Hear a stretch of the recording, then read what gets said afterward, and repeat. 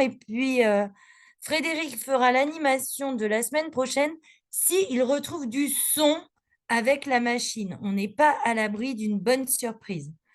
Alors, merci à toutes et tous d'être avec nous pour cette série de webinaires dédiés à l'arboriculture fruitière en agriculture biologique dans le cadre du mois de la bio.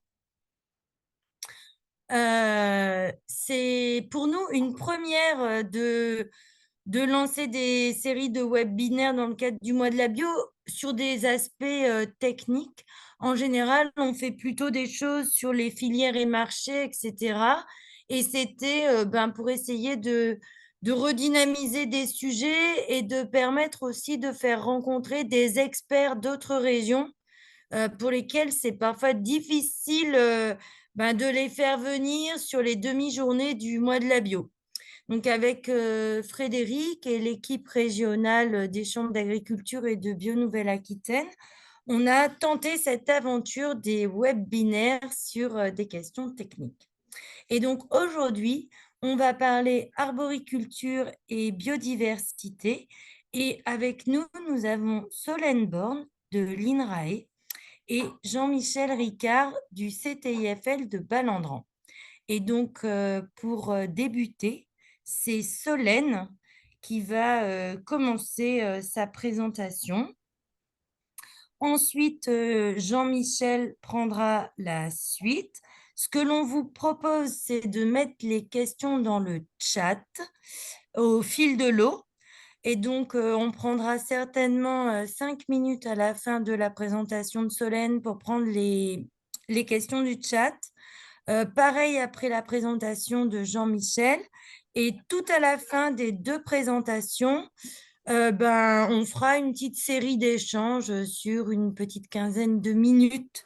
Voilà, si cela convient à tout le monde. Je vous propose de démarrer sans tarder. Pour ceux qui étaient à l'heure, ils ont le plaisir de ne pas attendre. Et pour les retardataires, ils nous prendront en cours de route. Merci Solène. Bonjour à tous. Alors, je vais vous partager ma présentation. Hop. Et voilà. Alors déjà, pour commencer, je m'appelle. Est-ce que vous voyez ma présentation? On voit parfaitement votre présentation, Solène.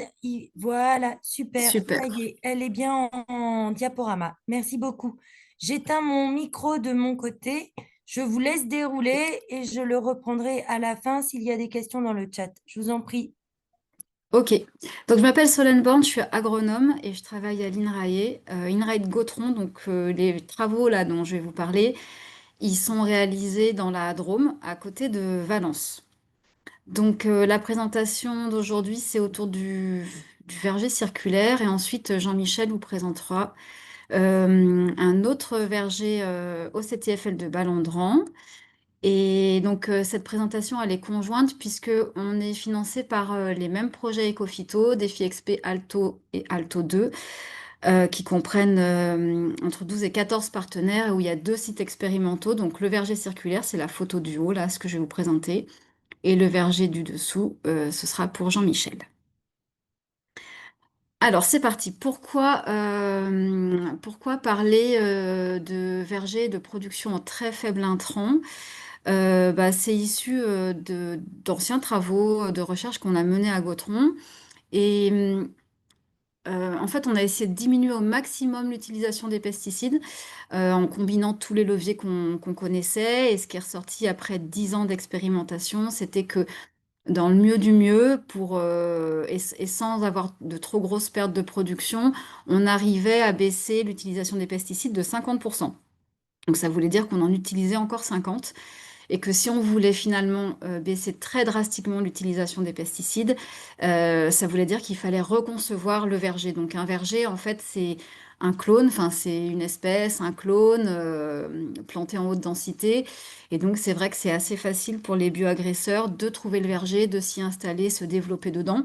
Donc l'idée, c'était de reconcevoir un verger qui soit moins attirant, on va dire comme ça. Donc comment?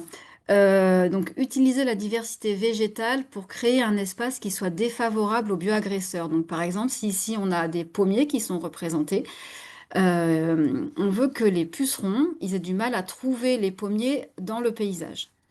Que s'ils arrivent à le trouver, qu'ils aient du mal à s'y installer, à venir s'installer sur le pommier, que s'il arrive à s'y installer, qu'il ait du mal ensuite à coloniser l'arbre d'à côté.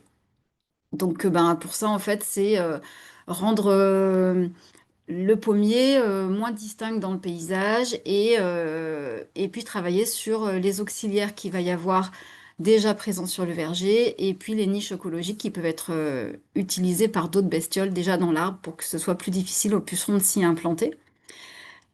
Et donc, on va beaucoup parler de biodiversité et d'auxiliaires notamment, et ça veut dire avoir ben, dans sa parcelle, dans son verger, un espace qui est accueillant pour les auxiliaires, donc c'est-à-dire ressources et habitats tout au long de l'année.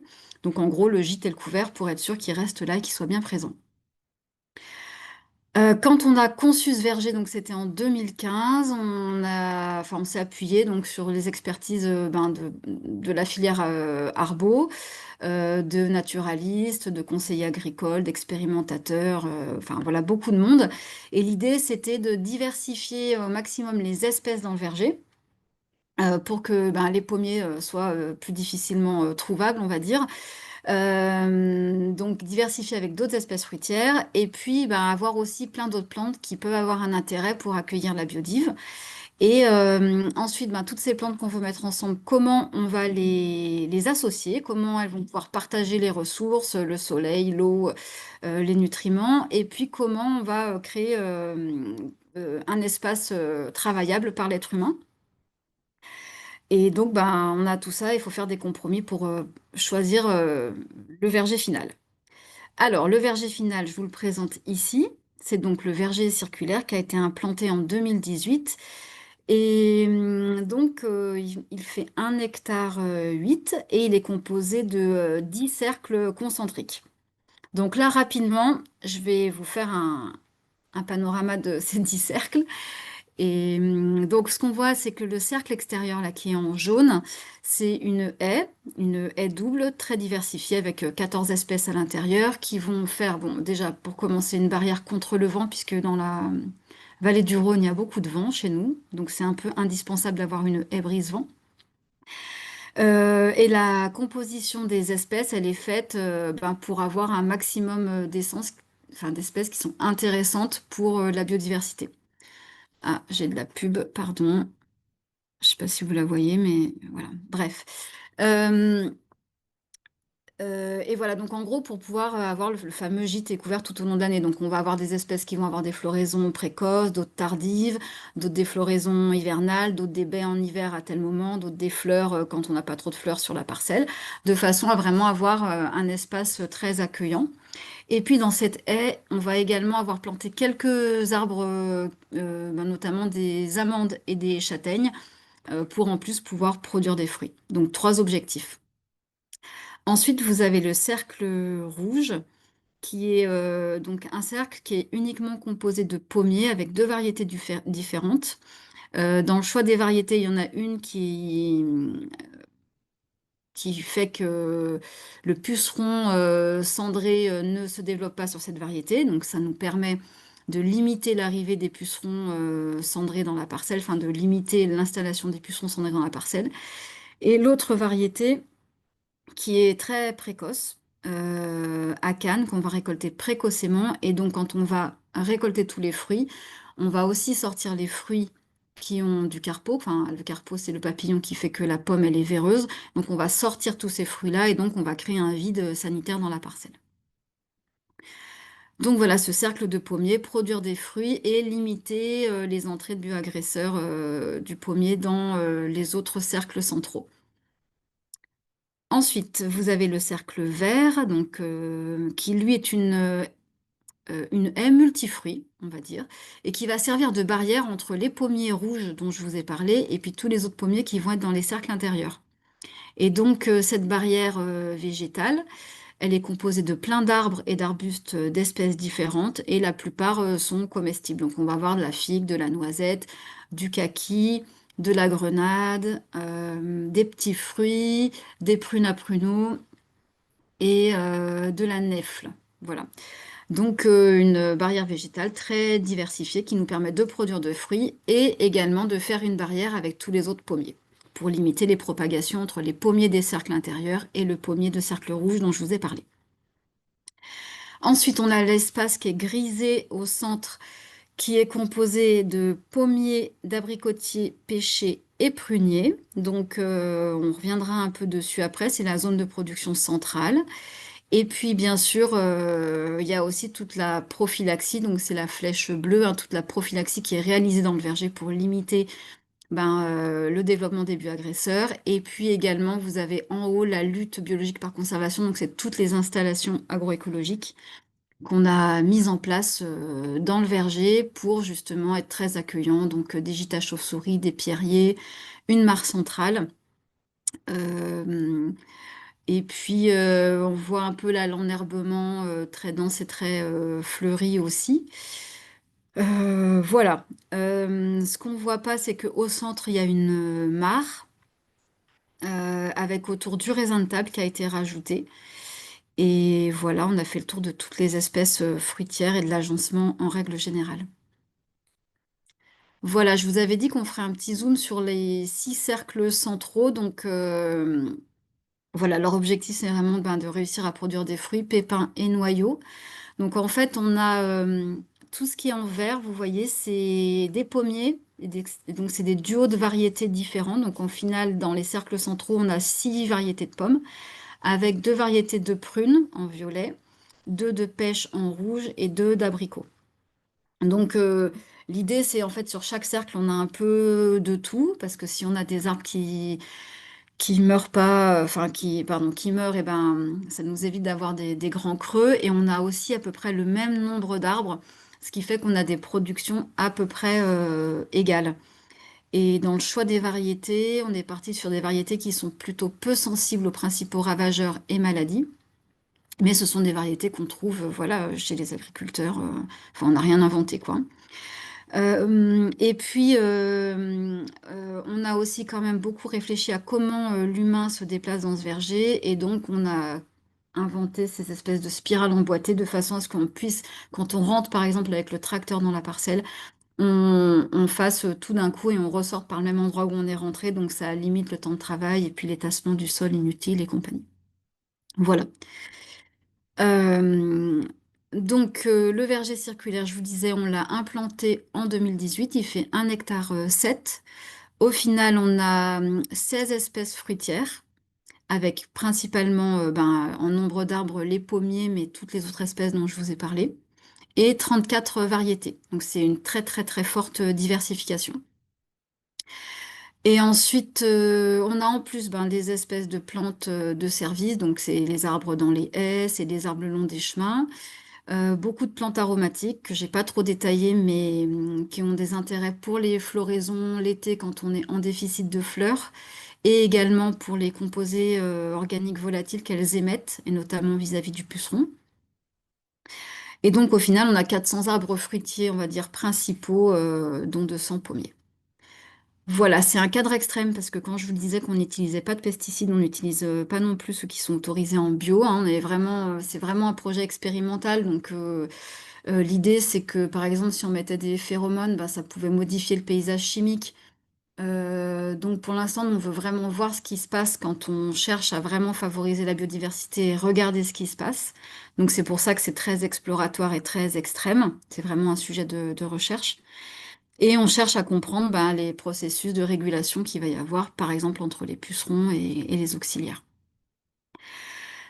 Voilà pour cette première partie. Alors, j'ai été assez rapide. On a une visite virtuelle en ligne que vous pouvez aller voir avec le QR code et sur lequel on a expliqué tout ça. En fait, si par exemple vous voulez savoir comment on a essayé de gérer le puceron, eh ben, vous allez dans les pommiers, vous avez un PDF qui explique vraiment tout ce qu'on a mis en place contre le pommier. Pareil pour les fruits à noyaux, pareil sur comment on va gérer le sol et tout ça. Donc, C'est pour ça que j'ai pas tout détaillé là. Maintenant, je vais plutôt vous montrer les résultats.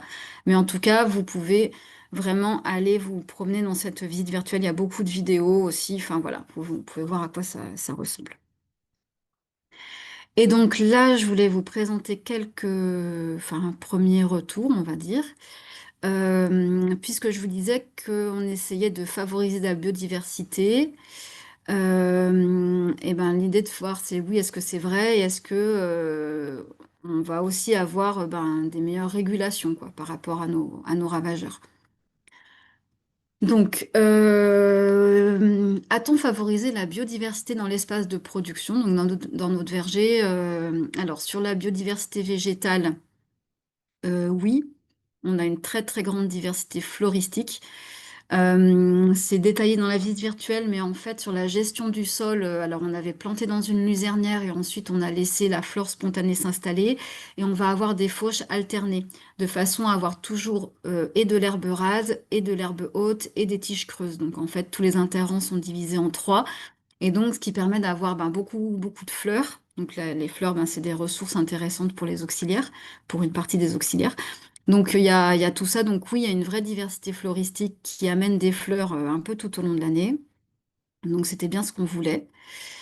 Euh, Au niveau de la biodiversité animale, donc on a ben, des photos autour de la mare, hein, parce qu'on a des pièges photos qui vont se déclencher quand il y a des animaux qui sont là.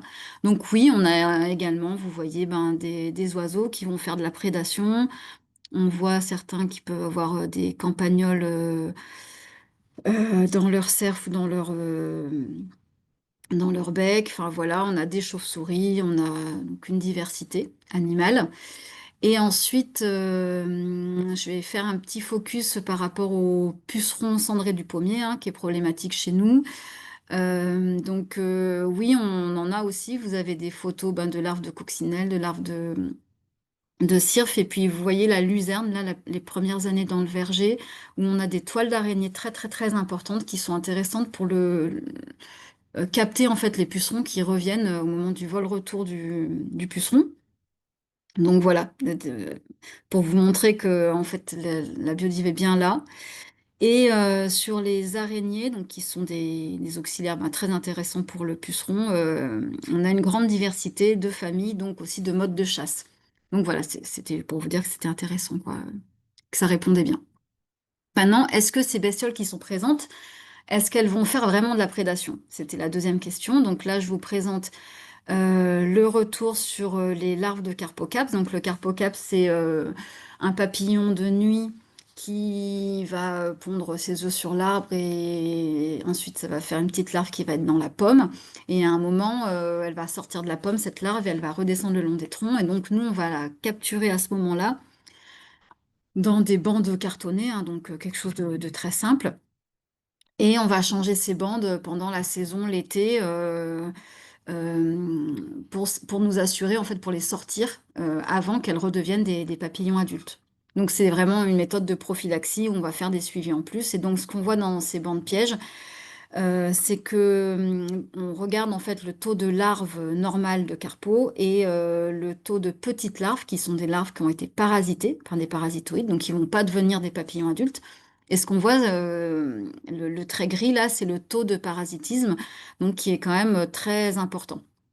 C'est-à-dire qu'on a beaucoup de larves parasitées et en comparaison avec des vergers bio classiques, c'est un taux qui est beaucoup plus élevé, donc on est satisfait de ce résultat. Il y a bien une régulation. Et l'autre exemple qu'on a, c'est des petites cartes de prédation qu'on va mettre, donc c'est des petites cartes un peu en papier où il y a des œufs dessus ou des pucerons qu'on va accrocher derrière les feuilles. On va regarder au bout de 24 heures qu'est-ce qui a été mangé par les bêtes qui sont présentes dans le verger. Et là, ce qu'on voit, ben, c'est qu'on est assez souvent entre, on va dire, 80 et 100% d'œufs qui sont mangés, quoi. Donc, il y a réellement de la prédation, donc on est bien content de ces résultats-là. Effectivement, il y a une régulation qui est présente.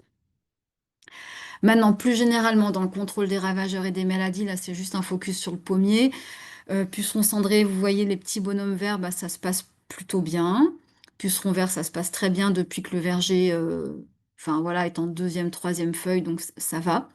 Carpocaps, eh ben, on a des résultats qui sont intéressants, mais qui sont quand même pas suffisants par rapport à des vergers commerciaux, hein. C'est-à-dire que bon, on fait beaucoup de prophylaxie, on fait beaucoup de bancs de pièges et tout, mais on a quand même des taux plus importants que si on mettait une carpovirusine, par exemple. On a des problèmes de punaises, et notamment l'arrivée de la punaise diabolique. Et puis, pour l'instant, la tavelure, tout se passe très bien. On n'a pas eu d'arrivée de tavelure sur le verger. Voilà les premiers retours.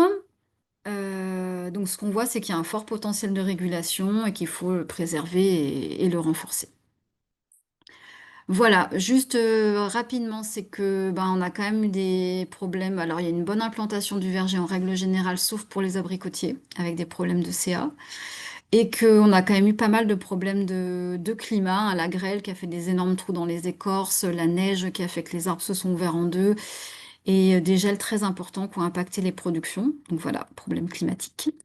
Et après, concernant la production, ce qu'on voit, c'est que sur ce graphe-là, donc vous voyez les productions qui sont faites, donc pommes, abricots, pêches, prunes, là vous les voyez.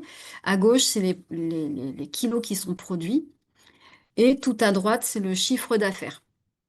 Donc, ce qu'on voit, c'est que par exemple, ce qui est en vert, la pomme, on va en produire, enfin, c'est la production principale du verger circulaire. Mais par contre, le chiffre d'affaires par rapport au temps, à la surface qu'il occupe au sol et le temps de travail occupé, il est relativement faible. Alors que ce qu'on voit, c'est que d'autres espèces fruitières comme la figue, qui nous demandent qui produisent bien, qui nous demandent peu de temps de travail, et ben comme c'est des productions à forte valeur ajoutée, bon, ben, elles ont un chiffre d'affaires plus important. Donc voilà, l'idée de la diversification, c'est que malgré tout, chaque année, on arrive à produire des fruits, c'est pas toujours les mêmes, mais on a toujours quelque chose qui produit. Et on va avoir des rendements qui vont être parfois faibles, mais parfois équivalents à ce qui est produit chez des agriculteurs bio. Donc on est aussi quand même satisfait de certaines de nos productions. Et puis, ben voilà, le verger est quand même jeune, donc l'idée, c'est d'avoir plusieurs années avant d'analyser plus finement ce qui s'y passe. Pour finir sur comment, comment la personne qui travaille dedans, elle y est, ben, c'est en gros un mi-temps par an, tout au long de l'année, hein, du lundi au vendredi, on va dire entre 3 et 4 heures par jour. Ce qu'on voit, c'est que Euh, le travail est très très très diversifié du fait d'avoir plein d'espèces différentes. Par exemple, on va commencer à récolter fin mai les framboises et on finit même en novembre avec de la nèfle. Qu'on va ben, faire de l'attachage et de la taille ben, de janvier à octobre. Qu'on va avoir beaucoup de prophylaxie campagnole en hiver notamment et après ben, tout au long de l'année. Donc en gros, tout au long de l'année, les tâches, elles sont très diversifiées et même au sein de la journée. C'est-à-dire qu'on peut récolter des framboises le matin, éclaircir des pommes l'après-midi et que bah, c'est pas le travail d'un arboriculteur qui est en mono-espèce ou deux espèces, quoi. Voilà, donc ça, c'est les particularités de la diversification. Et également qu'on ne travaille pas dans ces vergers de la même façon, donc c'est pas la même charge mentale que, en fait, il y a des temps d'observation qui sont plus importants que dans un verger classique, et que, en fait, quand on a ben, 15 espèces différentes, on est excellent nulle part et moyen partout, on va dire. Donc voilà, on étudie aussi un peu ce qui se passe pour la personne qui travaille dans ce type de verger. Voilà, et pour finir la présentation, bah voilà, c'est vraiment un projet de recherche très prospectif. L'idée, c'est de le continuer pendant au moins 15 ans, encore une bonne quinzaine d'années pour voir bah, comment les arbres grandissent, évoluent, comment on est en pleine production puis en phase déclinante. On regarde ben, un peu les différentes dimensions que je vous ai présentées, l'organisation du travail, le partage des ressources entre les plantes, et puis également l'importance de la commercialisation dans ce type de système.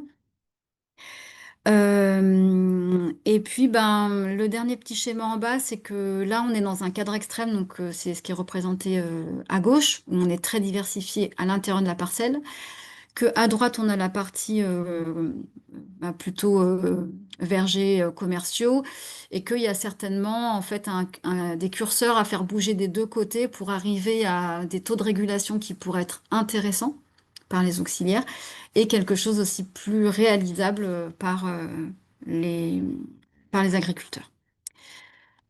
Voilà, j'ai fini ma présentation, donc je vous ai présenté quand même tout le travail de l'équipe Savage. On est 8 à travailler tout le temps sur enfin, l'expérimentation dans ce verger et également sur d'autres projets en arboriculture. Et voilà, j'ai terminé, donc si vous avez des questions, je veux bien y répondre.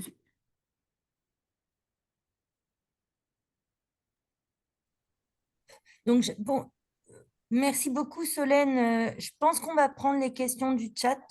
Comme ça, on les élimine. Et puis, en fin des deux présentations, on fera plutôt un échange en prenant un mix des deux. Alors, j'avais une question. Quelles sont les deux variétés dans le cercle rouge à Cannes et trois points de Florina, suspension?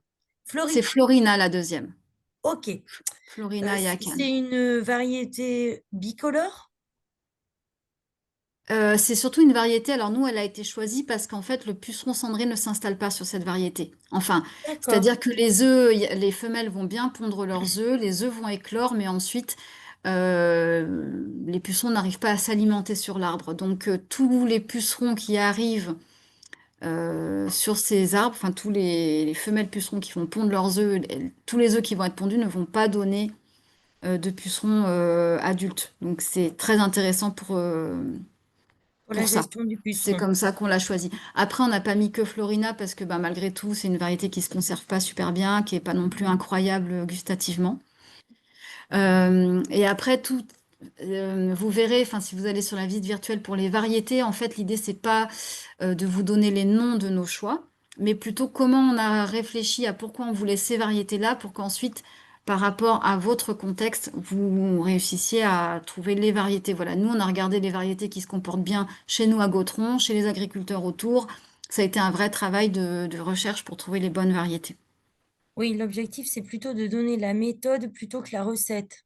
Comme Exactement. ça, en fonction de sa farine, de ses fruits, etc., on adapte les doses de sucre. Ok, ça va, je comprends l'idée. Il y avait une question par rapport aux haies. Oui. Euh, Elles sont composées d'une base de combien d'arbres différents? Et qu'est-ce que vous appelez les arbres auxiliaires dans ces haies-là? Ah, alors, en fait, c'est une haie double. Donc, bah, c'est-à-dire qu'il y a des arbres de Auger leur objectif, c'est plutôt d'être très grands et de grandir pour vraiment protéger l'intégralité du verger du vent. Et ensuite, il y a des arbres, on va dire plutôt des arbustes ou ce qu'on appelle des arbres de bourrage qui, eux, vont être présents pour, bah, enfin, aussi quand même pour faire le brise-vent, mais qui vont avoir en plus des qualités particulières. Par exemple, elles vont accueillir un puceron qui va être précoce par rapport au puceron du pommier. Et ben, en fait, ça veut dire que les auxiliaires vont commencer, par exemple, les coccinelles vont commencer à arriver euh, d'abord sur l'arbre de la haie, et ensuite, quand on aura nos pucerons dans le pommier juste à côté, en fait, les auxiliaires sont déjà présents, vont juste à se déplacer. C'est un exemple, mais ça peut être aussi, je vous disais qu'on voulait avoir des fleurs tout au long de l'année, et ben, on va avoir des arbres qui vont avoir des floraisons plutôt précoces, d'autres dans la saison, d'autres des floraisons tardives. On va avoir aussi des arbres qui vont héberger plutôt, enfin, que tel ou tel oiseau vont bien aimer parce qu'il y a telle baie en hiver. Enfin, voilà. Donc en gros, il y a 12 espèces différentes d'arbres qui ont été implantées et vous avez le détail complet de nos choix dans la visite virtuelle sur la partie haies qui explique à chaque fois pourquoi on a choisi de mettre le micocoulier, pourquoi on a choisi de mettre une viorne lantane ou autre. Et c'est pareil, c'est parce qu'ils sont aussi adaptés à nos conditions pédoclimatiques.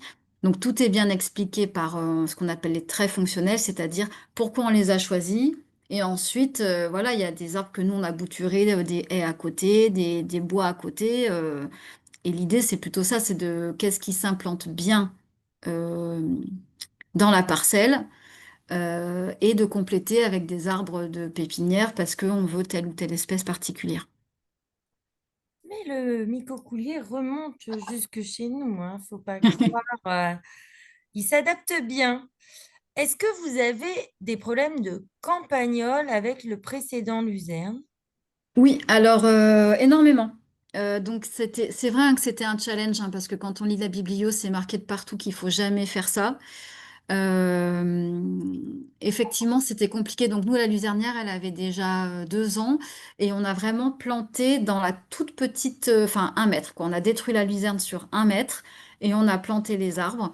Et ensuite, au début, on a vraiment gardé cette luzerne jusqu'à ce qu'elle se fasse tout doucement étouffée par la flore.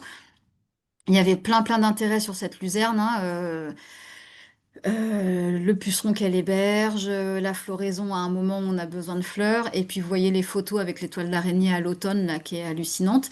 Sauf que il y a aussi le problème du campagnol qu'on n'avait pas minimisé, mais il y a aussi le fait que nous le verger il est irrigué, et que c'est la seule zone qui est irriguée l'été. Donc autour de Valence c'est tout sec, donc les campagnols ils sont là tout le temps. En fait ils adorent, il y a à manger tout le temps. Euh, alors, on fait beaucoup, on fait de la prophylaxie campagnole, c'est-à-dire qu'on a des pièges top 4 qu'on va faire plutôt en hiver. Et après, à l'arrivée de l'automne, on va vraiment essayer d'avoir tout l'automne et l'hiver avec le verger plutôt tondu ras pour favoriser la prédation par les rapaces, enfin faciliter le travail pour les rapaces. L'été, on a beaucoup de serpents, enfin on fait tout pour avoir des serpents qui vont aussi faire de la prédation. Et puis après, il y a pas mal de chats sauvages qui cette année ont fait un beau boulot. Donc voilà, là cette année, voilà, c'est un peu moins pire. Néanmoins, on a eu une année, une attaque très forte avec parfois sur certains arbres l'intégralité de l'arbre qui a été mangé. Et donc, on s'est dit qu'on allait perdre les arbres, mais on les a pas perdus. Donc, on a été aussi surpris par le fait que nos arbres aient résisté. Et certains, on les a affranchis, c'est-à-dire qu'on a monté la terre au-dessus pour que les racines partent. Voilà. Donc, on n'a pas eu de perte par rapport aux campagnols, mais c'est un sujet d'attention quand même. Ok, et la cicadelle bulbeuse, non. Alors, la cicadelle bubale, catastrophe. Alors, catastrophe. Ah, c'est ça. En fait, c'est qu'on ne s'attendait pas à elle du tout parce que on l'avait pas trop ni lu, c'était pas trop documenté, on n'avait pas trop de retours sur la cicadelle bubale. Et donc, elle a énormément à la plantation, en fait, quand les arbres sont tout petits, mais il y avait des dégâts de ponte, mais hallucinants. Et on a eu assez peur, mais finalement, tout s'est bien passé. Alors, on voit encore les cicatrices et tout ça, mais c'était vraiment les premières années. Je pense la première année, la deuxième encore, et puis après, ça s'est quand même tassé. Voilà. Mais on Donc, je sais. l'observe. Je demande ça parce qu'on l'a observé. Nous, les campagnols, ça peut être un souci, peut-être moins que chez vous, mais par contre, cette cicadelle, on s'y attendait pas non plus. Et Ouais. les premières années sur Jeune Berger, ils se font manger, quoi. Ils se font manger, Mais ils survivent, mais je suis d'accord avec ils vous. en sont pas morts, quoi. Ouais. Mm. Ouais, ouais. Mais c'est impressionnant comme attaque quand C'est même. très impressionnant, ouais. Ouais. Euh, et la dernière question, c'était sur est-ce que vous avez un programme de fertilisation spécifique? Alors, on ne fertilise pas, donc nous, Ok, d'où la autant luzerne. on irrigue. Il y avait ça, il y a le système d'irrigation qui est prévu assez large hein, pour favoriser la prospection racinaire et dans le choix des porte-greffes également, on a pris des porte-greffes vigoureux. Euh, on apporte quand même du compost jeune en mars en général, là par là, qu'on fait sur le domaine pour plutôt ramener un peu de la vie bactérienne. Mais 4 tonnes hectares, donc autant dire vraiment pas grand-chose, et on la porte en plein, c'est-à-dire de partout dans l'interrant et tout. Il y a eu juste quand même sur les pêchers qui ont vraiment des besoins forts en azote et qui ont eu 2 années de suite des attaques très fortes en cloque, on a renforcé, on va dire, l'apport d'azote en mettant de la luzerne on a déroulé des roundballers quoi, au pied des arbres en luzerne sèche qui était produite sur le domaine pour essayer d'aider un peu à refaire du bois parce qu'ils étaient quand même souffrants. Il y a eu des grosses attaques de cloques, quoi. C'est vrai que même par rapport au choix des variétés, comme nous, on est en 0 traitement, on peut pas céder du cuivre et donc quand c'est des années à cloques, ça fait très mal, quoi. Et le zinc, vous n'avez pas apporté de zinc pour les aider. Alors nous, on n'apporte rien parce qu'on ne veut pas D'accord. avoir d'impact. Enfin, c'est très prospectif, mais à partir du moment où on va apporter des choses, ça va avoir un impact sur les araignées, ça va avoir un impact sur toutes les petites bêtes, et pour l'instant, on ne veut pas le faire. Peut-être qu'après, à terme, on rapportera des choses, mais pour l'instant, non. Ok. Bah, merci beaucoup. Euh, et donc, pas de gestion de l'enherbement autrement que par la tonte? Ben non, visiblement pas. Vous Non. faites, c'est ça, hein? Il n'y a que de la tonte et préférentiellement l'hiver par rapport à la gestion campagnole. Alors non, en fait, on va faucher qu'à partir du moment où il y a besoin pour le travail humain, sinon on va pas passer. C'est-à-dire que, D'accord. par exemple, on va pas passer, une fois qu'on a fait la taille d'hiver, on va pas passer le broyeur pour broyer le bois, on va attendre le printemps qu'il y ait un éclaircissage, par exemple, pour passer, quoi. Voilà. Et par contre, effectivement, à l'automne, on va s'assurer que, y ait quand même, enfin, que le verger soit fauché. Et comme on fauche en gros un tiers à chaque fois, bah, du coup, il faut s'y prendre un peu tôt pour que toutes les 3 semaines, on puisse repasser le broyeur. Voilà, parce que l'idée, c'est qu'il y ait toujours des zones de refuge, qu'il y ait toujours et de l'herbe rase, enfin, et de l'herbe haute et de la tige. Donc, voilà. Ok. Super. Ben, merci beaucoup. Merci pour cette présentation et ces compléments. Je vais, je vais laisser Jean-Michel Ricard prendre le relais pour sa présentation. Pareil, quelques 5 minutes de questions spécifiques. Et puis après, si les gens veulent ouvrir le micro pour poser quelques questions pendant 10 minutes, un quart d'heure, ben voilà, on se laissera cette possibilité-là. J'éteins mon micro, c'est à vous, Jean-Michel. Oui, bonjour à toutes et à tous. Donc déjà, vous m'entendez, vous voyez mon écran? C'est bon, très bien. Donc je vais vous présenter, moi, pour ma part, le deuxième site du projet Alto, donc qu'a décrit rapidement Solène, donc le site du CTFL de Balandran. Et comme vous allez le voir, ben, en fait, on a un projet qui est légèrement différent, même si, bien entendu, l'objectif principal, c'est une réduction, voire une suppression, comme expliquait Solène, mais une réduction très très forte des intrants phytosanitaires, avec un levier principal qui est celui de la biodiversité fonctionnelle, hein, c'est-à-dire vraiment essayer de travailler ou de jouer, en tous les cas au maximum, sur la lutte biologique par conservation. Et puis aussi, autre point qu'on partage, ce sont à la fois le fait d'avoir beaucoup de pommiers, une dominance de pommiers quand même dans les systèmes, avec une diversification plus ou moins forte et poussée, et des protocoles en commun aussi pour essayer justement de voir les liens, de partager en tous les cas des suivis et des évaluations communes. Donc sur le site du CTFL de Balandran, qui est situé dans le Gard, nous, nos objectifs, c'était, on n'est pas parti d'une feuille blanche comme dans le cas du verger circulaire. On est parti d'un préexistant, en fait, ce qu'on appelle un peu une reconception pas à pas, progressive, en qualité progressive, mais un peu quand même un peu radicale d'entrée de jeu, on est parti d'un préexistant de trois jeunes vergers sur une parcelle d'à peu près 1,5 hectare, d'abricotiers, de pêchers, d'oliviers qui étaient déjà conduits en agriculture biologique et qu'on a voulu justement diversifier vers quelque chose de plus important, un multi-espèces. Et ce site, on a voulu y favoriser la biodiversité et le service de régulation avec des aménagements complémentaires à ceux qui existaient déjà, parce qu'il y en avait déjà certains sur la parcelle. Et avec, un peu selon les principes de l'agroécologie, aussi des pratiques adaptées à ce que la biodiversité y soit favorisée, donc en essayant de respecter les floraisons, de limiter le travail du sol. De manière générale, voire d'y implanter des couverts végétaux pour favoriser aussi le volet fertilité. Et puis, bah, du coup, le projet, c'était tester la conduite de manière générale, la conduite agronomique de ce système, avec pas, dans notre cas, un certain nombre de solutions phyto, essentiellement du biocontrôle, Donc un zéro IFT chimique dans un cadre AB et en s'excluant certaines solutions de biocontrôle comme l'azadirectine ou le spinosade, donc des insecticides possibles en bio, mais qui ont un spectre assez large. Et notre objectif, c'était de ne pas contrarier, on va dire, les régulations naturelles qu'on voulait mettre en place. Et des doses réduites de cuivre et de soufre. Donc, bon, le seul IFT finalement hors biocontrôle, ce sont des doses réduites de cuivre, vous le verrez après. Donc, quelque chose quand même de très, très light, on va dire.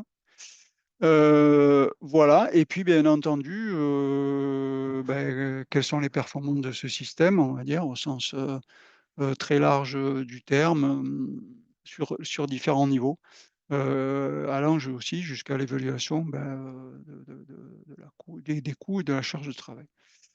Donc, notre objectif, c'était d'essayer de faire une évaluation multicritère d'un pareil système avec différents indicateurs et suivis que je ne peux pas détailler ici sur les différents volets agronomiques, techniques, biodiversité, régulation naturelle. Et puis, on espère aussi s'attaquer au bilan carbone du système prochainement.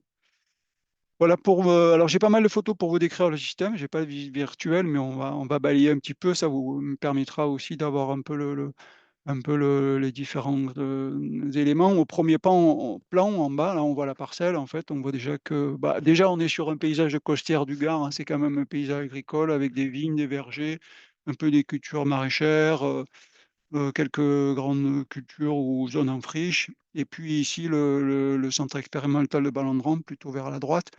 Et le verger alto, on voit déjà qu'il est assez diversifié, ne serait-ce que par les formes, les couleurs, et qu'il est aussi entouré de pas mal d'infrastructures agroécologiques sur la gauche, un bois, etc. Je vais vous le faire voir.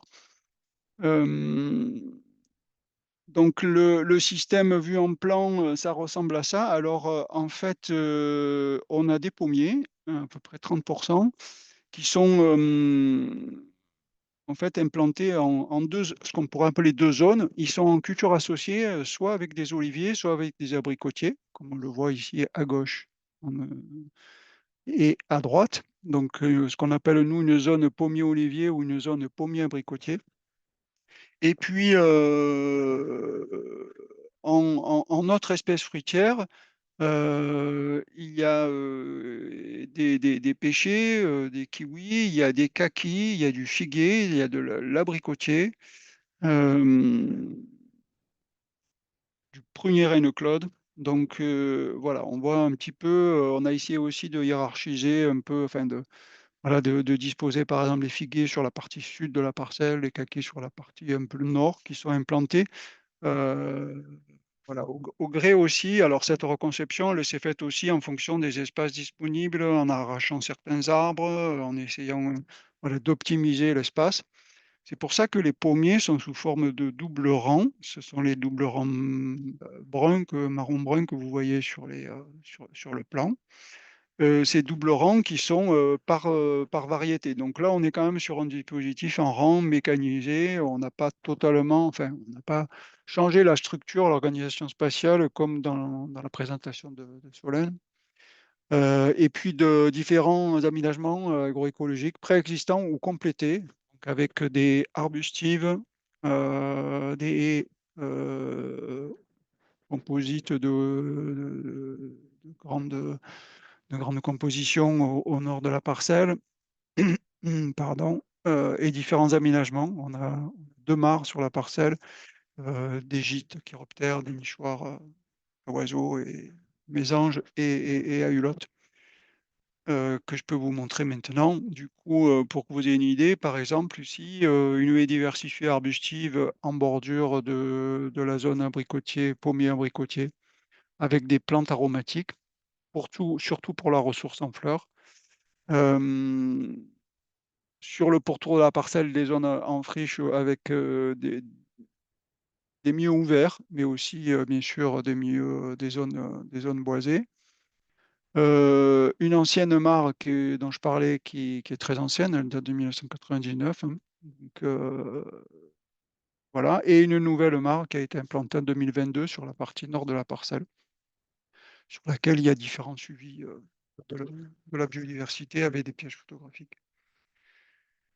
Différents gîtes, gîtes et nichoirs, gîtes à chiroptère à gauche, des nichoirs à huppe ou à chouette et frais sur poteau, et des nichoirs à mésanges, soit intra-vergers, soit sur les bordures, différentes mésanges bleus et charbonnières.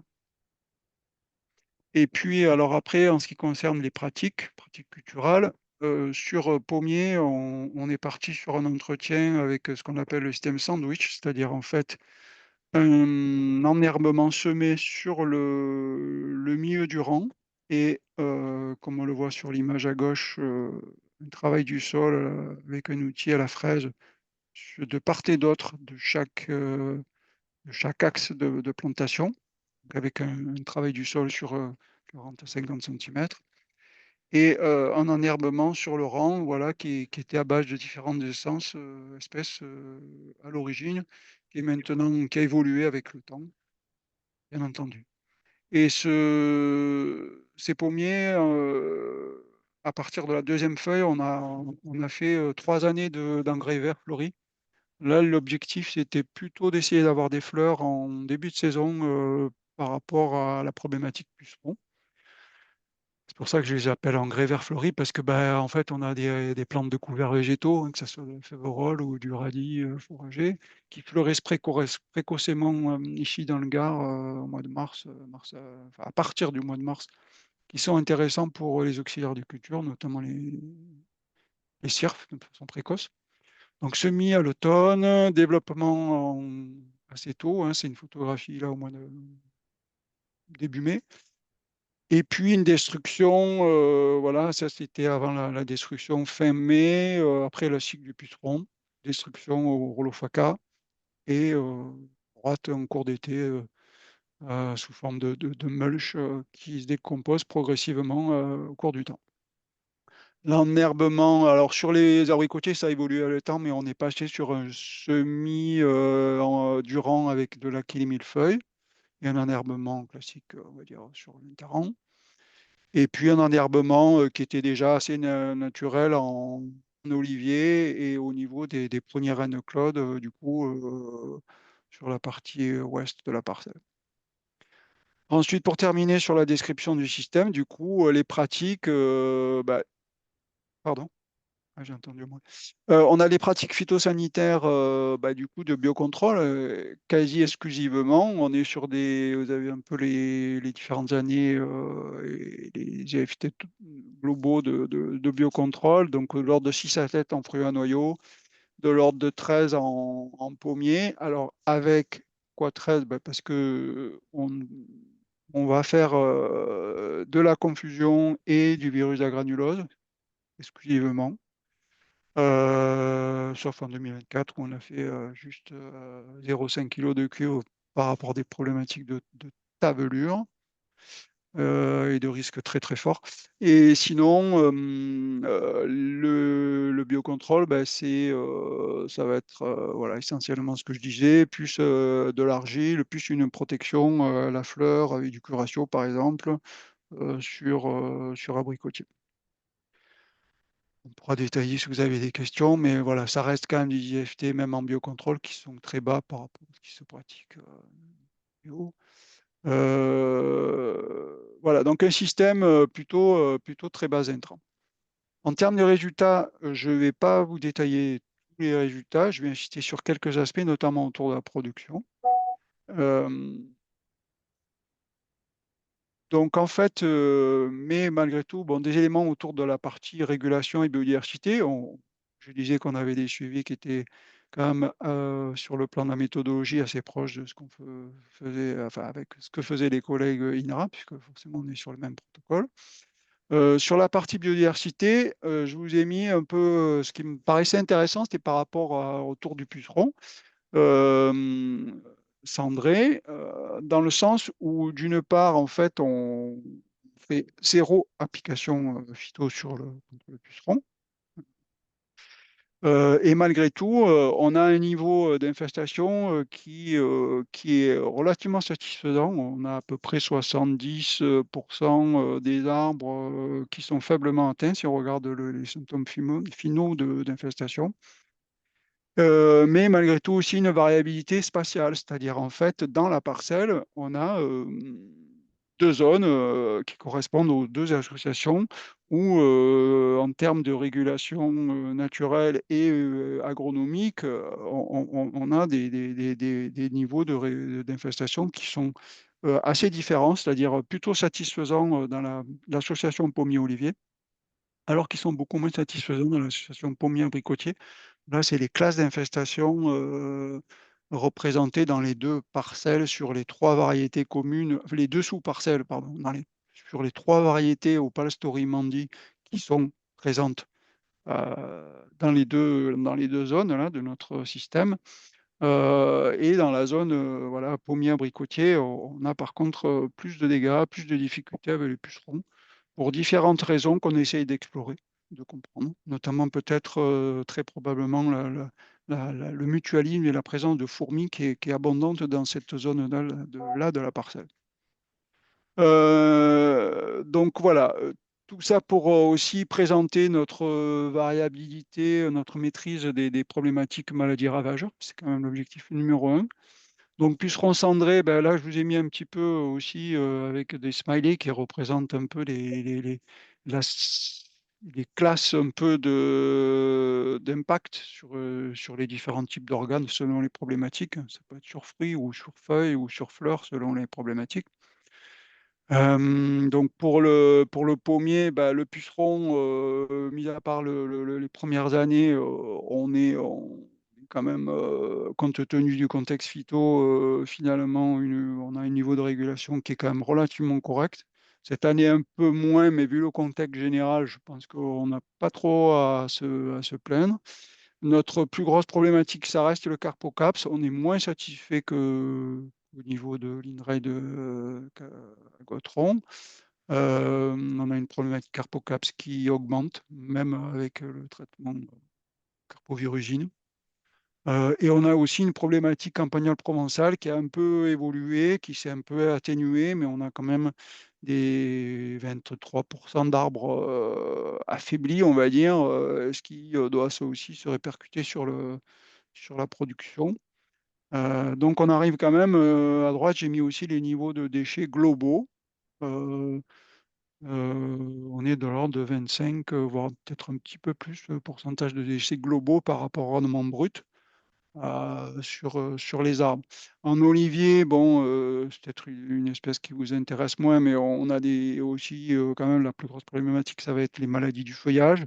L'œil de paon, c'est un peu la tavelure de l'olivier. Donc là, c'est difficile à gérer. C'est pour ça qu'on avait aussi voulu ne pas se supprimer complètement l'option cuivre. Malgré ça, c'est quand même pas facile à gérer.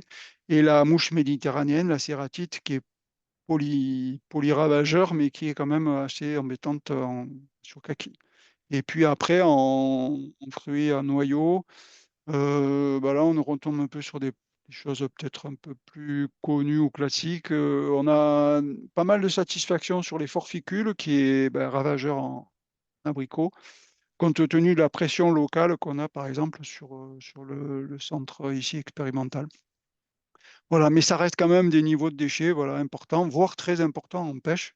Pêche en conditions très bas phyto, c'est très difficile, soit avec la coque, soit avec le monia sur fruits, d'où les niveaux de déchets importants. Voilà, je ne vais pas détailler outre mesure. Concernant la partie production, donc du coup, j'ai mis des résultats de production donc alors, les résultats en termes de production, c'est vrai que c'est toujours difficile de transformer des résultats sur des petites surfaces en. Enfin, les transformer en tous les cas, quelles sont les références? Donc du coup, malgré tout, on a ramené, vu qu'on a quand même des nombres d'arbres assez suffisants, la production, en production, tonne hectare pour avoir quand même, se raccrocher à quelque chose, notamment sur les 4 espèces principales. Donc, en 2025, on est en septième feuille, sixième année de production en pommes. euh, et sur les vergers déjà installés, on a des arbres adultes, hein, largement. Et voilà, donc à peu près enfin, pas à peu près, hein, voilà les chiffres de production. Qu'est-ce qu'on peut dire? Bah, 2020-2021, on est sur 2 années difficiles à cause des gels importants qui ont affecté d'ailleurs tous les producteurs. Donc, c'était un peu le démarrage de la production en pommes. Je pense que ça nous a un peu mis les arbres en alternance d'ailleurs, parce qu'on n'est pas parti très bien là, en 2021. Et du coup, on peut observer qu'on a des niveaux de production bon, qui sont en fruits à noyaux de l'ordre de 13-15 tonnes hectares en équivalent en abricot et en pêche qui est tout à fait correct. Et puis ensuite, en pommes, en olives, des niveaux aussi équivalents à peu près au bio. Alors, bon, c'est vrai qu'on a tendance à regarder plutôt des litres hectares que des tonnes hectares, mais il faut pour homogénéiser les données, c'est représenté en tonnes hectares. Par contre, en pommes, bah, c'est beaucoup plus délicat. Alternance et mauvaise, globalement assez mauvaise production, enfin très mauvaise production en pommes et assez faible production en 2025. 2024 l'année dernière était plutôt une année plutôt correcte, en tous les cas, globalement sur l'ensemble du système. Euh, Ensuite, sur les productions des autres espèces un peu plus marginales, ben, elles sont indiquées en kilos par arbre, parce que c'est quand même beaucoup plus juste, hein, parce qu'on a peu d'arbres. Euh, donc avec figues et kakis, des niveaux là, de l'ordre de 20, voire même beaucoup plus cette année en kaki, mais de l'ordre de 20, 22. Kilos par arbre sur des jeunes, sur des arbres encore assez jeunes. Donc, et des niveaux de déchets qui sont moindres, malgré quand même une difficulté importante sur le kaki que je signalais, avec la mouche méditerranéenne. Et puis, par contre, on est assez peu satisfait de nos pruniers, avec une entrée en production assez tardive. On a deux espèces, enfin, on a surtout des reines claude dorées, mais c'est pas évident. Voilà. Et puis ensuite, on a essayé de traduire ça en résultats économiques avec deux différentes méthodes, hein. Donc là, on est passé non pas en... Le calcul, on l'a fait à l'échelle du système, donc de la parcelle, qui, je rappelle, fait 1,2 hectares à peu près. Euh, Tout d'abord en se basant sur les cours RNM, les cours expédition AB du Sud-Est. Euh, et voilà, donc alors ils s'arrêtent je les ai pas, j'ai pas actualisé les dernières productions, mais pour vous donner, c'est à titre d'indicatif, hein. Donc on est voilà, sur des résultats, si on prend les années 2022-2023, de l'ordre de 15 000 euros à peu près de chiffre d'affaires sur le système, donc, tel que je vous l'ai présenté, et bah, avec un coût de main-d'œuvre à peu près estimé autour de 15 000 euros par an. On voit que bah, on est quand même très limite en termes de résultats économiques. Si on fait le même calcul, mais en essayant de faire un calcul en prenant une base, non pas RNM, mais une base vente directe, avec des prix qui ne sont pas toujours faciles à avoir, mais en tous les cas, qui sont ceux que j'ai indiqués à gauche, ben voilà, on voit que ben, on sort un peu la tête hors de l'eau, on dégage un petit peu de marge, on va dire un peu plus de marge sur un système comme ça, qui est un système qui demande, voilà, qui produit relativement de manière assez réduite et qui coûte quand même du temps de travail, hein, bien entendu. Donc ça montre toute l'importance de la valorisation sur des systèmes de ce type-là. avec voilà, des productions limitées et des niveaux de déchets importants. Donc, en conclusion, pour l'instant, sur ce verger alto, voilà, on est maintenant, on est rentré en phase un peu mature, hein, donc on va commencer à cumuler un peu des résultats de production, des résultats sur la biodiversité. On va effectivement avoir une vision assez globale et pouvoir rentrer dans une analyse multicritère, hein, dont je parlais. On a globalement un système, alors je ne l'ai pas trop présenté, mais on a un système qui est très favorable à la biodiversité de manière générale, avec voilà, des nombreux indicateurs de suivi, comme a présenté Solène, et qu'on documente chaque année. Des niveaux voilà, de prédation, on a aussi des évaluations de la régulation naturelle. Cette régulation, elle est plutôt satisfaisante, et on a des niveaux relativement bas de nombreux ravageurs, sauf quand même sur certaines problématiques ravageurs qui ne sont pas ou que partiellement maîtrisées, comme le carpocaps, le campagnol ou la cératite. Ce qui nous fait quand même des déchets importants, une problématique maladie qui demeure et contre laquelle là, le dispositif n'est pas vraiment complètement armé pour répondre, hein.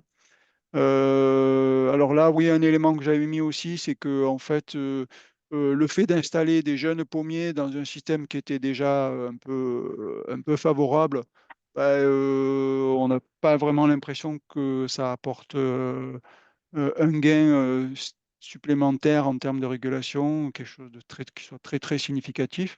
On a quand même eu un peu des problèmes aussi de pucerons sur jeunes arbres, par exemple. Et puis, sur la partie production, on a des productions qui sont aussi un peu comme dans le cas du verger circulaire. On voit une certaine complémentarité entre les espèces fruitières et leur production, donc ce qui peut aussi apporter certaines répartitions des risques vis-à-vis des aléas climatiques, des niveaux de déchets de l'ordre de 25%, et donc le besoin de trouver un mode de valorisation ou des modes de valorisation particuliers ou supplémentaires. Bon, il y a la vente directe, mais il n'y a pas que ça. Il y a aussi la volonté peut-être de travailler sur la transformation, ou, dans le cadre du projet, ou en tous les cas, il y aurait sûrement des gains à avoir là-dessus. Heu, Pardon. Et puis, ce système, multi-espèces, ça demande aussi beaucoup d'attention, de compétences assez larges, hein, puisqu'il faut savoir un peu piloter, 7 ou 8 espèces, fruitières différentes. C'est aussi accepter le fait que, on n'est pas au top, partout, quoi. Voilà, puis, aussi, voilà, comment est-ce qu'on peut s'organiser, mettre en œuvre des pratiques, enfin, c'est pas spécifique à ces systèmes hyper diversifiés, mais en tous les cas, voilà, des pratiques, on va dire d'ordre agroécologique intéressantes, pour lesquelles, il y a besoin d'adapter le verger, d'adapter les pratiques et le système, comme les engrais verts, par exemple. Voilà, donc, et une charge de travail également qui s'étale toute l'année, gros, de février à novembre, comme on voyait tout à l'heure, il y a à faire, il y a du travail dans le système. Voilà, donc on va continuer. Du coup, oui, et puis dernier point aussi, non négligeable, une satisfaction importante du personnel qui travaille dans ce verger diversifié.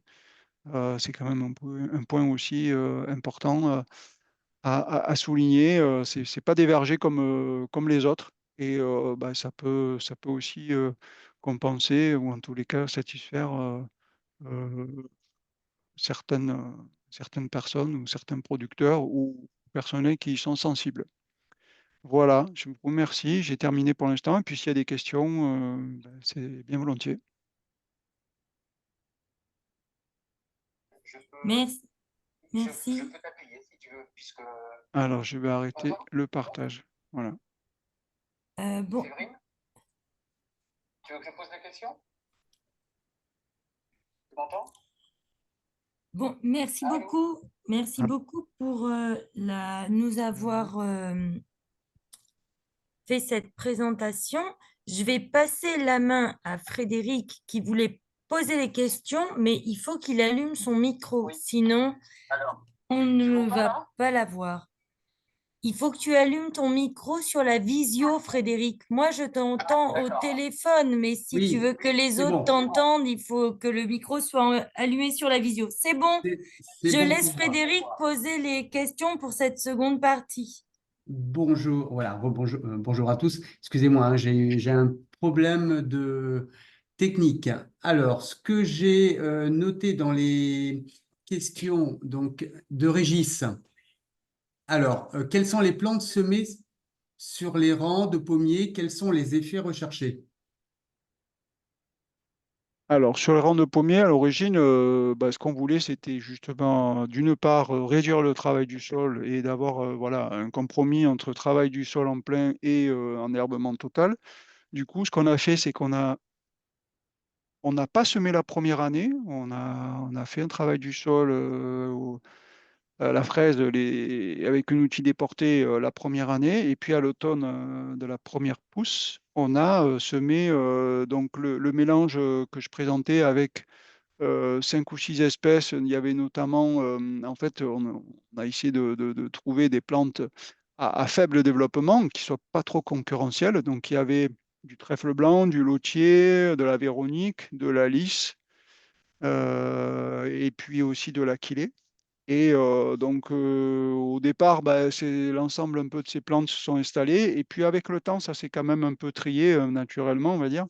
Et aujourd'hui, on a des plantes, on va dire, on a une dominance de Achillée millefeuille qui est assez pérenne, qui tient bien, qui s'installe bien et qui, je trouve, très intéressante. Et après, d'autres espèces non désirées, on a du sorgho d'Alep qui nous pose un petit peu plus de difficultés selon les endroits. Mais le but, c'était quand même d'avoir des petites espèces qui puissent apporter des ressources en fleurs et qui sont connues comme intéressantes pour les auxiliaires, notamment les cires. Pas que, mais voilà, par leur floraison, que ce soit la lys, la quélée millefeuille, la véronique, le trèfle blanc, c'est quand même des bonnes plantes pour les auxiliaires de culture en général, quoi. Une autre question, quelle densité de pièges à guillotine pour lutter contre les campagnols? Ah, les pièges top 4 en fait, c'est ça la question, enfin, si j'ai bien Je compris. suppose. La densité, elle est fonction de la densité des campagnols et du tumulus. Je ne sais pas si on peut donner. L'idéal, là-dessus, c'est vrai que pour le campagnol, on va essayer d'en mettre un maximum. C'est plutôt la densité. Ce qui est limitant, c'est le temps de travail, en fait, hein, essentiellement. Donc ça, je ne sais pas si on peut donner des densités. Ça dépend de la densité de population, quoi, essentiellement. Et il y a Euh, aussi le prix, je complète le prix oui, des top 4 en fait. aussi, Nous, bien sûr. on a une cinquantaine de pièges. Il Hmm, n'y a pas beaucoup d'agris qui en ont 50. Enfin, ça dépend de la surface qu'on a à protéger. Et après, le principe, c'est qu'on va piéger, on avance au fur et à mesure. Donc, il y a des fois, on va mettre les 50 pièges sur quelques centaines de mètres carrés. Et puis, des fois, il y a moins de galeries. Donc, on en met un peu moins et on fait une plus grande hmm, zone. Et ensuite, on passe 1 à 2 fois par jour et pour réenclencher les pièges. Et quand on voit qu'on a, enfin, soit qu'on commence à piéger la musaraigne et du coup ça va pas du tout, soit qu'on piège plus, et ben hop, on se décale de zone. C'est plutôt comme ça. Donc il y a des fois, on va faire le tour du verger. Nous, dans le verger circulaire, des fois il va falloir 1 mois et demi, des fois il va falloir 1 mois. Enfin, ça dépend quoi. Merci. Alors, une autre question. Est-ce qu'il y a eu des problèmes de chancre avec l'utilisation limitée du cuivre, voire son absence dans le cas du verger circulaire? Donc, question pour vous deux. Moi, pas particulièrement, en tous les cas, non, même en forte réduction, on va dire. C'est sur quelle espèce? En- Régis, je ne sais pas pommier, pommier. Non plus. Non, enfin non, pas spécialement. Bon. Alors sinon, il y avait une autre question. C'était plus pour le VSG circulaire parce qu'on a eu les réponses dans la présentation de Jean-Michel. Nous avons, sur l'aspect rentabilité économique du système, avez-vous pu le mesurer sur ces premières années? Alors, on l'a mesuré, on est en train de le faire. C'est pour ça que j'ai pas présenté les résultats. Euh, c'est que, en gros, on a produit des fruits tous les ans, dès les premières années, parce qu'on avait même des petits fruits. Donc, dès la deuxième feuille des fruitiers, on avait, nous, quand même, framboise, cassis et groseille, mais qui faisait carrément pas vivre quelqu'un non plus, hein. Enfin, et qu'après, en fait, ça dépend aussi beaucoup du système de commercialisation et de à combien on arrive à vendre les fruits. On se questionne beaucoup, hein, parce que sur ce type de verger ultra diversifié comme le nôtre, on n'a aucune protection pour les fruits. En fait, le système de commercialisation, il est aussi à inventer. C'est-à-dire que tous les ans, on va produire des fruits, mais pas tous les ans les mêmes. Tous les ans, on a des fruits, mais pas les mêmes espèces. Et ensuite, dans les espèces et les variétés, avec des qualités hyper variables en fonction des années. Donc, il faut aussi construire tout ça. Et donc, c'est un peu ce qu'on est en train de faire en même temps qu'on produit nos fruits. Donc, pour l'instant, on n'a pas réussi à se mettre d'accord sur à combien on les met, combien on fait. Mais c'est des données qui vont bientôt arriver. Voilà. Après, en termes de, quand même de rendement, c'est variable. Mais cette année, par exemple, en pommes, nous, on était sur des équivalents de producteurs bio. Mais sauf que nous, on a quand même un tiers de ce qui est produit qui va partir sur de l'industrie. Donc voilà, c'est quand même plus compliqué. Mais par contre, on a des fruits qui vont bien se commercialiser comme la figue. Mais c'est pareil, on arrive à bien commercialiser parce qu'on a une trentaine d'arbres.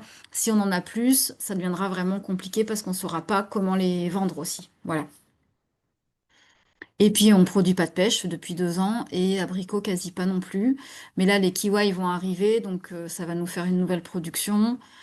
Voilà, c'est très variable. C'est pour ça que pour l'instant, on n'arrive pas vraiment à sortir de chiffres. Merci Solène. Séverine, est-ce que tu avais une question complémentaire? Oui, moi j'en avais une qui était, est-ce que vous avez pensé à intégrer du raisin de table dans le verger? Il y en a peut-être en fait, et j'ai pas été attentive. Alors, il y en a dans le verger circulaire autour de la mare. On a 3 variétés D'accord. de raisins de table. Et Jean-Michel? Non, non. Nous, on n'en a pas installé. Et vous arrivez à en récolter ou pas du coup, Solène, du raisin? Alors, c'est variable. On a des grosses attaques de frelons Ah oui. qui arrivent juste avant nous, tout le temps. Et on est en train de voir, pour réfléchir à un système de filets, c'est ce qu'on a commencé à mettre en place cet été, mais ils sont quand même fichtrement malins, quoi. C'est-à-dire qu'il y en a un qui trouve l'entrée, les autres y vont. Voilà. Et après, ben, il y a des années où on a quand même enfin, des maladies sur le raisin qui nous forcent à faire énormément de tri. Donc, je pense qu'un agriculteur les récolterait pas. Nous, on le fait quand même, mais derrière, on a beaucoup, beaucoup de tri, quoi. Oui, après, vous êtes sur du grappillon et pas de la grappe facilement commerciable, Ouais, quoi. C'est c'est ça. ça. Ok. Mm. On nous demandait si vous aviez choisi des variétés un peu spécifiques de raisins de table ou de classiques. On a pris le muscat bleu, Ouais. et donc qui est quand même assez classique. Et après, on a pris 2 variétés, Amandin et Candin, qui sont du raisin de table INRAE, enfin des variétés faites par INRAE, qui sont plutôt bien tolérantes aux bioagresseurs, quoi. Voilà. Ok. Et qui étaient échelonnés aussi, hein, dans les récoltes, quoi. On a tenu notre timing vu qu'il est 3 heures moins le quart. Si quelqu'un veut prendre la parole pour une dernière question, et autrement, ben, merci beaucoup pour votre participation, la clarté de vos présentations et d'avoir joué le jeu pour répondre au jeu des questions du chat. Eh bien, je vous remercie également à tous. Merci Solène, merci Jean-Michel. Donc la présentation est enregistrée et sera rediffusée sur le site entre autres de Bio Nouvelle-Aquitaine, au niveau de la chambre aussi, je pense, et d'Interbio Aquitaine. Voilà. Et nous vous enverrons le lien, évidemment.